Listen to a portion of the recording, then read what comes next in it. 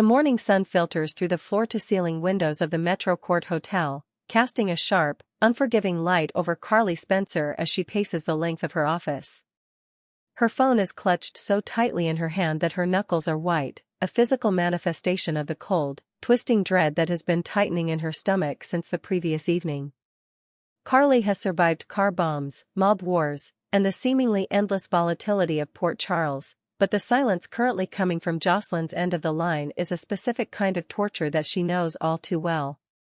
It is not the casual silence of a college student sleeping in or ignoring her mother's overbearing check-ins. It is the heavy, absolute absence that indicates something has gone catastrophically wrong. Carly stops her pacing, staring down at the polished wood of her desk, her mind racing through the mathematical probabilities of danger that come with being a Corinthos by blood and a Jax by name. She presses redial for what feels like the 50th time, listening to the agonizing, rhythmic mechanical ring before the line abruptly cuts to a generic voicemail greeting. The sound of Josslyn's bright, confident voice recorded months ago feels like a cruel mockery of the current reality, and Carly slams the phone face down onto the desk, her breath hitching in her throat as she tries to force herself to remain logical. Logically, she tells herself, Josslyn is an adult who can make her own choices, run her own errands, and get lost in the demands of her coursework or her relationships. But Carly's maternal instinct has never operated on mere logic. It operates on a finely tuned radar for catastrophe, a radar inherited from years of living on the edge of the Port Charles underworld. She closes her eyes, trying to piece together the fragments of their last conversation, searching for any hidden tremor in Josslyn's voice, any casual mention of a name, a location, or a plan that could explain why her daughter has seemingly vanished into thin air. The door to her office clicks open, and the brief flash of hope that rises in Carly's chest is instantly dampened when she looks up to see Sonny Corinthos stepping into the room. Sonny's expression is unreadable, his eyes guarded beneath the brim of his dark jacket, carrying the unmistakable aura of a man who already knows that the peace they have been trying to maintain is about to shatter. He does not offer a casual greeting, nor does he smile. He simply closes the door firmly behind him, shutting out the ambient noise of the hotel corridor and locking them both into a shared space of escalating tension. Carly looks at him, her defenses immediately going up even as a desperate part of her wants to lean on the absolute security that Sonny's presence used to guarantee. She asks him flatly what he is doing here, her voice sharp enough to cut through the quiet of the room, though her eyes betray the panic she is trying so desperately to hide. Sonny takes a few slow, deliberate steps forward, his hands deep in his pockets, his gaze fixed on the phone resting on Carly's desk.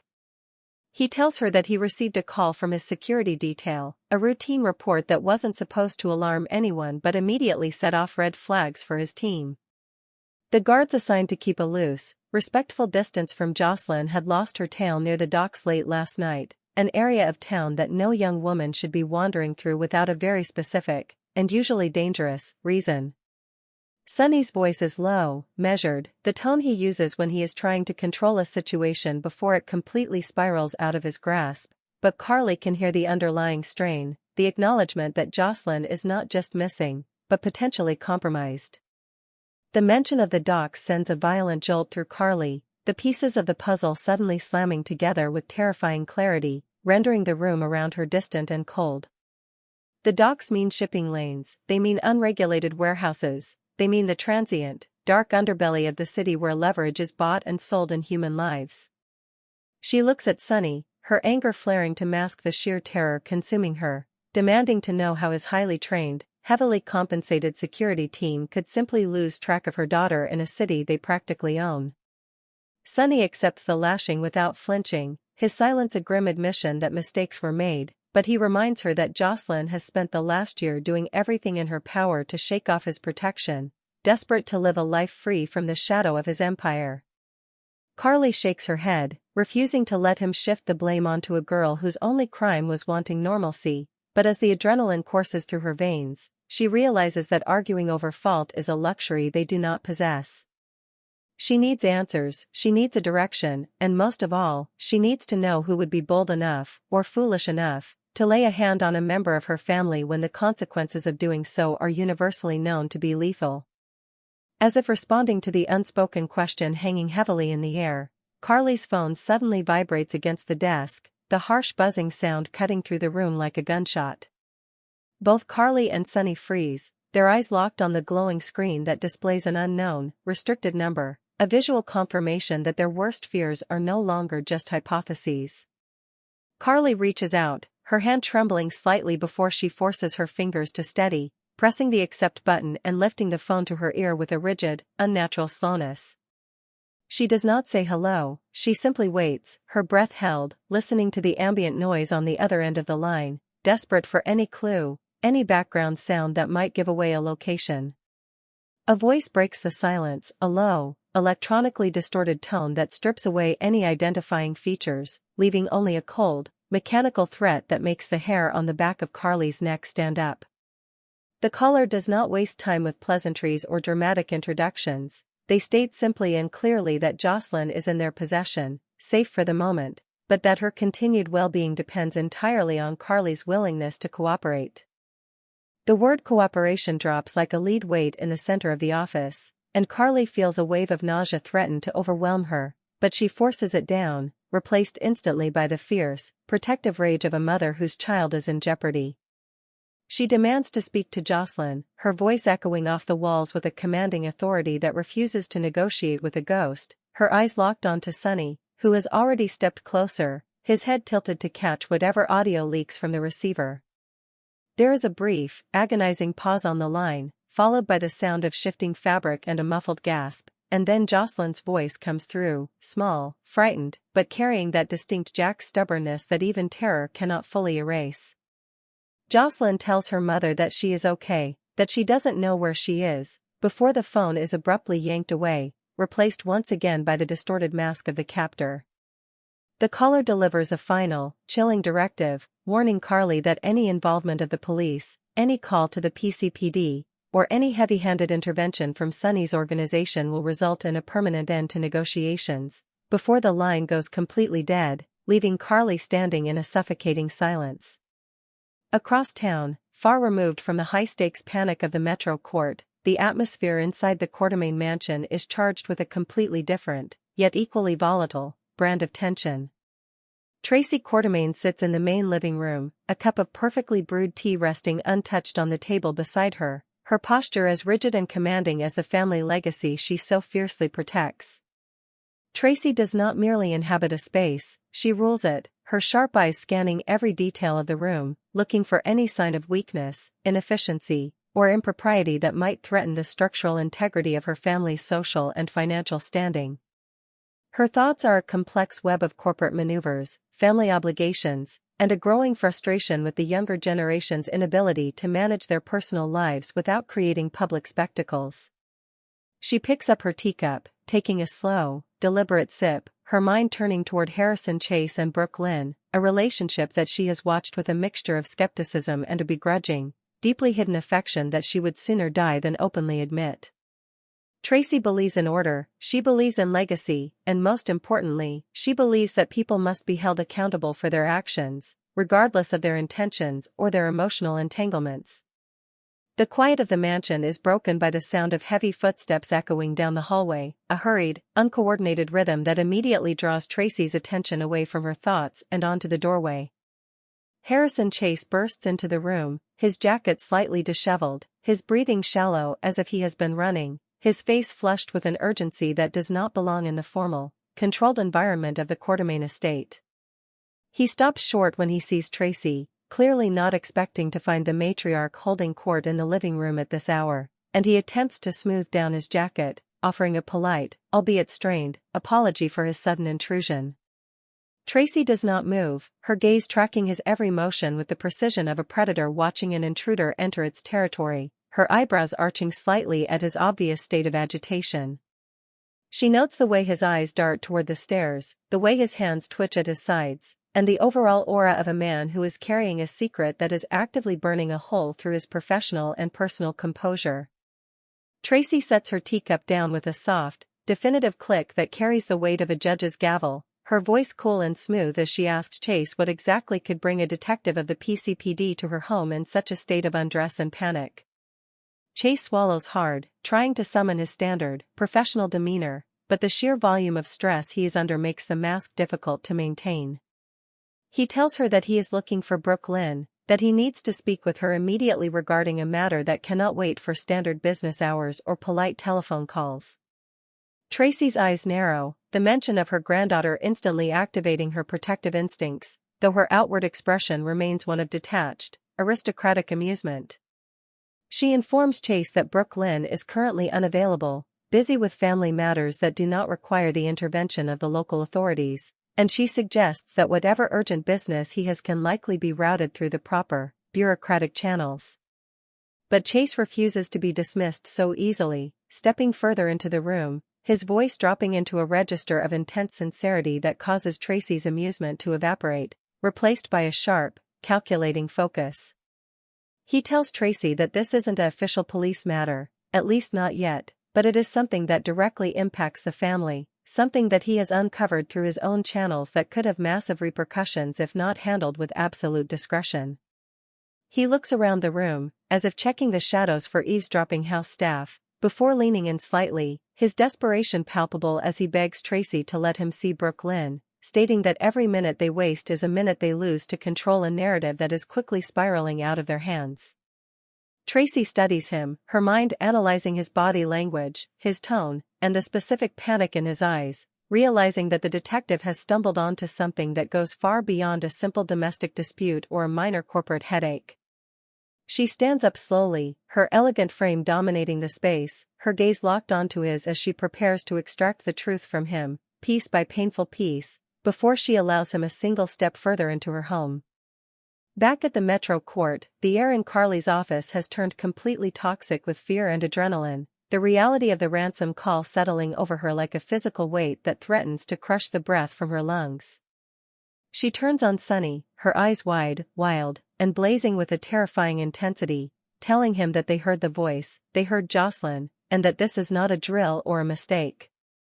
Sonny is already on his feet, his phone in hand, his fingers flying across the screen as he signals his top operatives, his face hardened into the cold, detached mask of a mob boss preparing for war. He tells Carly that he is putting a perimeter around the city, that nobody leaves Port Charles by land, air, or sea without his people knowing about it, his voice carrying the absolute certainty of a man who commands an army. But Carly steps directly into his path, her hands coming up to press against his chest, stopping him in his tracks with a raw, desperate strength born of pure maternal panic. She tells him no, reminding him of the caller's explicit warning that any sign of his organization or the police would mean the immediate end of Josslyn's safety, her voice cracking on her daughter's name. Sonny looks down at her, his expression a mix of profound sorrow and frustration, trying to explain to her that kidnappers lie, that complying with their demands without knowing who they are or what they want is a guaranteed path to disaster. He argues that they need leverage, they need information, and the only way to get that is to use the massive resource network at his disposal to find the location before the captors even realize they are being hunted. But Carly is hysterical now, the memory of Josslyn's small, frightened voice over the phone drowning out any tactical logic Sonny is trying to provide, her mind consumed by the terrifying images of what could happen if a single guard is spotted or a single phone line is tapped. She tells him that she cannot take that risk, that she will not gamble with their daughter's life just so Sonny can protect his pride or his territory, her words cutting deep into the shared history of pain and loss they have endured.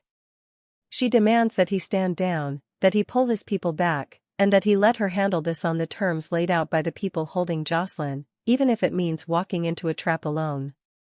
Sonny stares at her, the silence between them stretching long and heavy, filled with the ghosts of past failures and the crushing weight of their current helplessness. He knows that Carly is operating entirely on emotion, but he also knows that her instincts have saved them more than once, and forcing his hand now could cause a rift that can never be healed, or worse, trigger the very catastrophe they are trying to avoid. He slowly lowers his phone, a tactical retreat that costs him an immense amount of effort, his voice dropping into a low, gravelly promise that he will not make a move without her approval, but he insists that he stay in the room, that he help her decipher the demands when they inevitably come. Carly takes a ragged breath, nodding slowly as she steps back, her body trembling with the aftershocks of the confrontation, her eyes glued back onto the silent phone on her desk, waiting for the next strike from an enemy that remains completely invisible. They are trapped in a nightmare of their own making, a consequence of the lives they chose to lead, and the price is currently being extracted from the one person they both swore to protect above all else. Meanwhile, at the Quartermain mansion, Tracy has escorted Chase into the more secluded library, shutting the heavy oak doors behind them to ensure that their conversation remains entirely private. The room is lined with leather-bound books and historical family portraits, an environment designed to intimidate outsiders, but Chase stands his ground in the center of the rug, his focus entirely on the formidable woman standing across from him. Tracy crosses her arms, her eyes scanning him with a cold, analytical precision that makes it clear she is losing patience with his evasiveness, demanding that he stop speaking in riddles and state his business clearly. She reminds him that the Quartermain family does not tolerate drama, especially from civil servants who seem to have a habit of dragging her granddaughter into situations that compromise her dignity and the family name. Chase takes a deep breath, steeling himself against her formidable aura, knowing that the information he is about to reveal will change the dynamic between them instantly and permanently. He looks Tracy directly in the eye and tells her that during a routine sweep of a digital surveillance network connected to an ongoing investigation, he intercepted a series of encrypted communication logs that should not exist. He explains that these logs contain highly confidential information regarding ELQ's upcoming corporate restructuring, information that only a select few within the family inner circle could possibly access or know about. Tracy's posture stiffens, the mention of ELQ immediately sharpening her focus, her mind racing through the potential liabilities, but she scoffs outwardly, telling him that corporate espionage is a matter for the legal department, not a reason to burst into her home like a madman. Chase doesn't back down, he steps closer, his voice dropping to a whisper as he delivers the final blow, telling her that the digital signature used to access and transmit those files belongs to a device registered directly to Brooklyn. He states that if these logs are leaked to the public or to rival corporations, it won't just damage the company, it will trigger an SEC investigation that could dismantle everything the Quartermains have built over the generations. The silence that follows his words is deafening, the grandfather clock in the corner ticking with a slow, agonizing regularity that emphasizes the gravity of the accusation.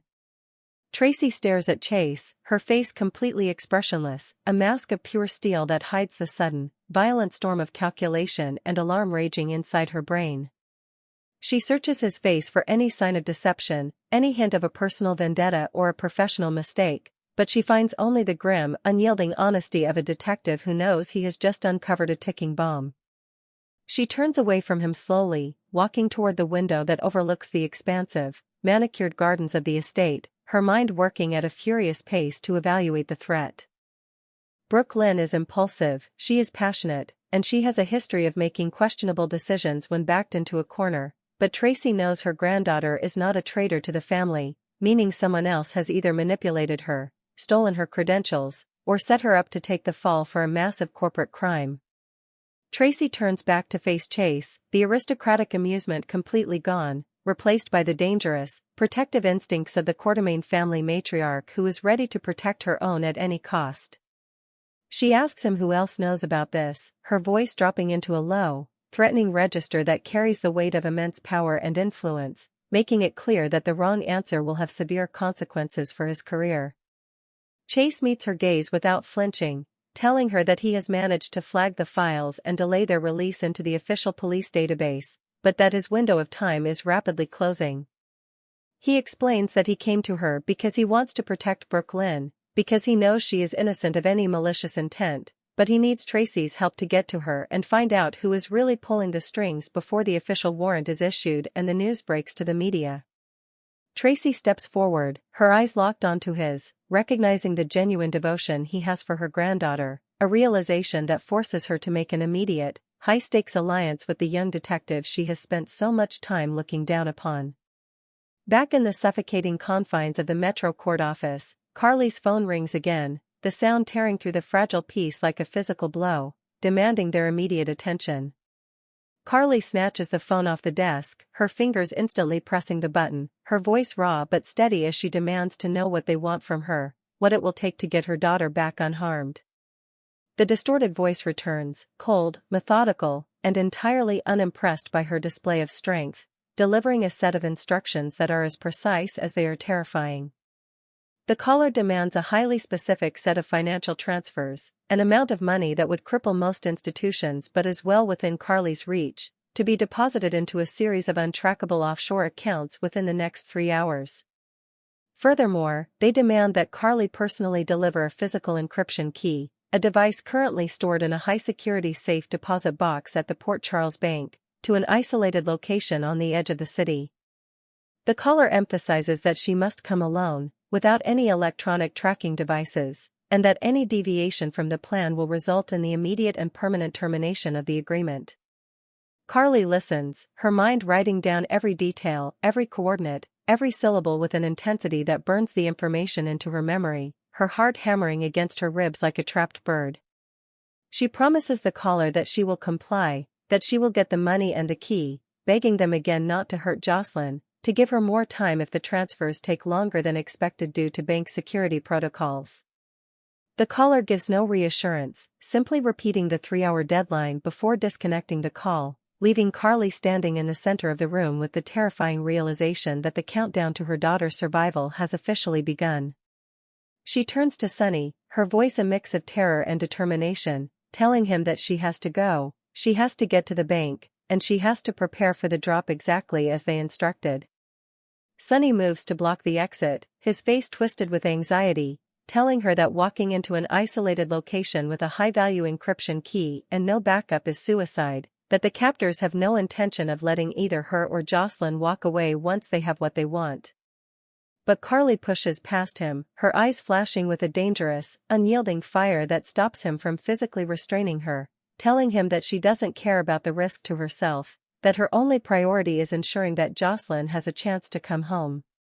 She tells Sonny that if he truly wants to help, he will use his influence to ensure that the bank releases the encryption key without the standard, time-consuming security delays, and that he will keep his guards far away from the drop site so she can fulfill her end of the bargain cleanly. Sonny looks at her, the agony of his position clear in the lines of his face, knowing that letting her go alone goes against every instinct he possesses, but realizing that forcing her to stay will completely destroy whatever trust remains between them. He slowly steps aside, his voice a low, fierce vow that he will handle the bank, that the key will be ready for her, but he warns her to be careful, reminding her that the people they are dealing with have already proven they have no fear of the Corinthos name. Carly nods once, a brief, silent acknowledgement of the danger, before turning and rushing out of the office, her heels clicking rapidly against the floor as she begins a desperate race against time to save her daughter from the dark forces that have closed around them. The heavy oak doors of the Quartermain library remain firmly shut as Tracy steps away from the window, her mind having completed its lightning-fast calculation of the corporate and personal battlefield. She looks at Chase, who stands waiting for her verdict with a tense, unblinking focus that confirms his absolute investment in Brooke Lynn's survival. Tracy acknowledges that his willingness to risk his own professional standing by delaying the official logging of those files shows a level of loyalty she rarely encounters outside the family bloodline, even if she still considers his methods dangerously reckless. She tells him that if Brooke Lynn's digital signature was used to breach ELQ's inner sanctum, it means they are dealing with an adversary who understands the internal family dynamics well enough to know exactly where to plant a smoking gun. She walks over to the massive mahogany desk, her fingers tapping a rhythm against the polished wood as she outlines their immediate strategy, making it clear that they must locate Brooke Lynn before the PCPD cyber unit notices the temporary block Chase placed on the system.